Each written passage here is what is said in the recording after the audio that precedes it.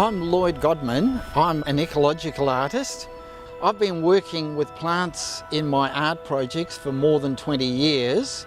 I particularly work with air plants, which are plants that absorb all of their nutrients and water through special cells on the leaf, so they don't need roots, they don't need soil. I've made several permanent installations of these plants that live on buildings.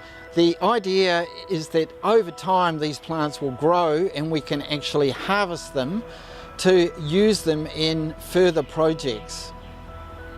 As part of the Practically Green Festival, Alpha Screen was a project where visitors to the festival had the opportunity to tie air plants onto a screen. They could also put a tag with their name if they wanted, and that screen would be mounted onto the wall of a building within Edendale Farm, and it could move across a window to screen the sun from that building and mitigate the heat in the hottest parts of summer.